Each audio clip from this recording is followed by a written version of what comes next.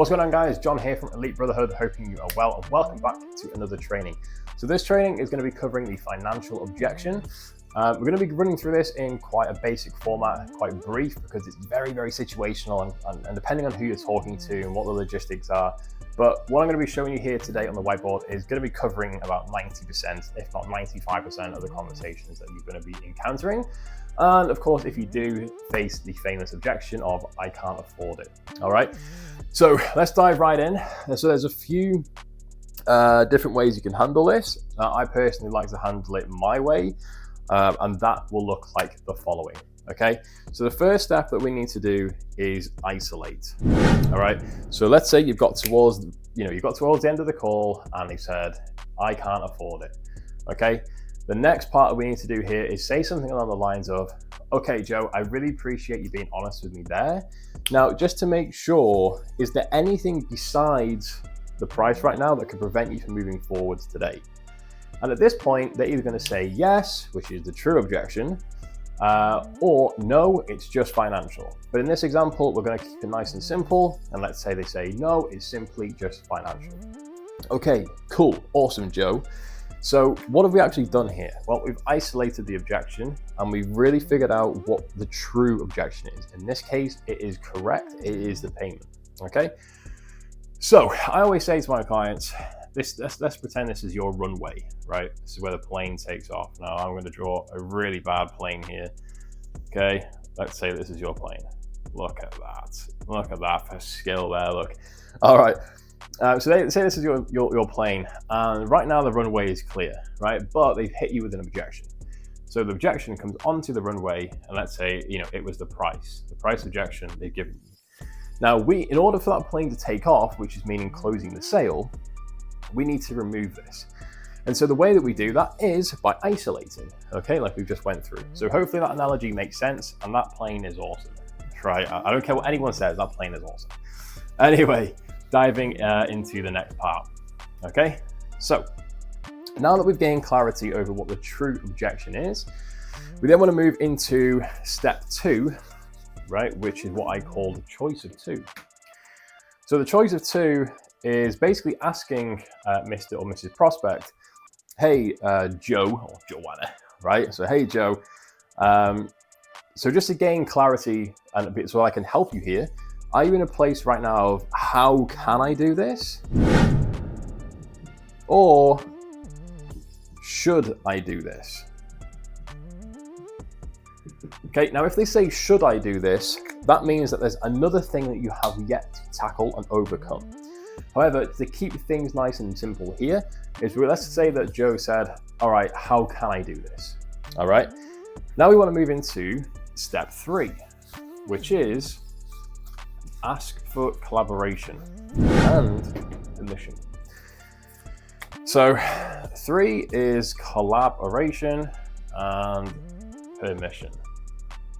Okay, so what this might sound like is say, okay, Joe, awesome, I appreciate you sharing that. Now, in order for me to really help you as best as you can, that we can find the solution here today, because it's simply around the price that you maybe have a few concerns about right now, would you be happy to enter into a financial conversation so we can dig a little bit deeper and gain a little bit more clarity over exactly what you're working with right now to see this is even an option for you? They're then going to hit you back with yes, of course. If they say no, then you have to then think about, they're going to be dishonest with you.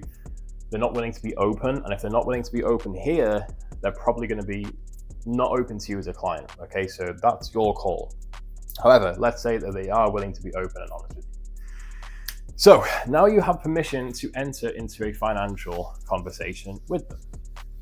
Okay, now what I do is I say, okay, Joe, so what's your current income each month and what is actually going out each month?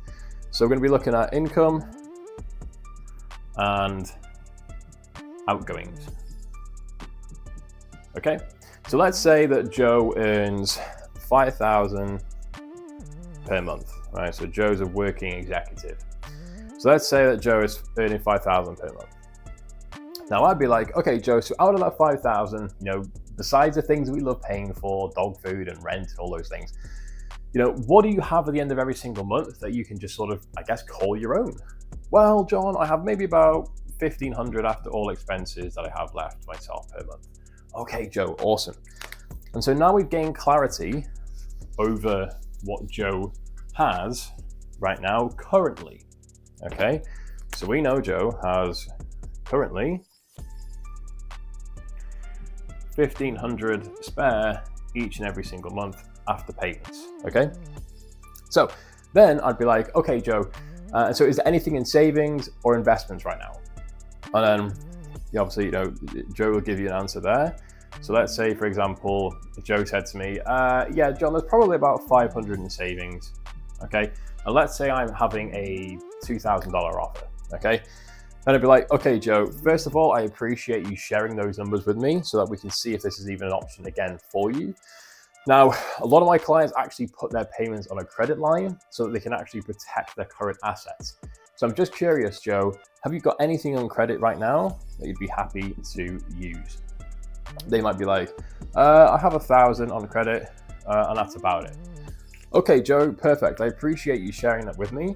So it sounds like you've got 1,500 currently, you've got 500 in savings and investments, and you've got 1,000 on your credit line. Is that right? Yes. So now we do the 1,500 plus the 1,000, which is 2,500.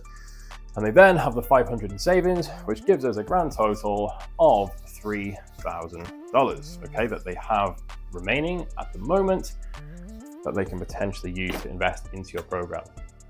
So let's say they have $3,000, all right? Now our offer up here again is, let's call it 2K, right, $2,000. So that was 3,000, we have a $2,000 offer. Now the next part I'd be looking at is saying, okay, Joe, well, turns out you're actually in a really good spot right now. As you already know, the offer is 2,000 and we have 3,000 available. I guess, do you want to get started today? And if you mention that question, they're either going to go two ways. So let's say, hell yeah, let's go. Or they might say, still no. And so the reason why they might say still no is because maybe they're a little bit uncomfortable by only having 1,000 left in their accounts. Which is then you can say, okay, Joe, well, what would I need to do in order to help you move forwards here today? And again, you notice how I come from it from a level of service rather than trying to push and pull, right?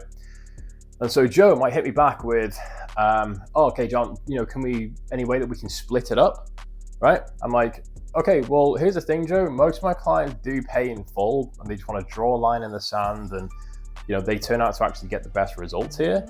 However, I can see that you're really serious about this and I want to be able to help you out.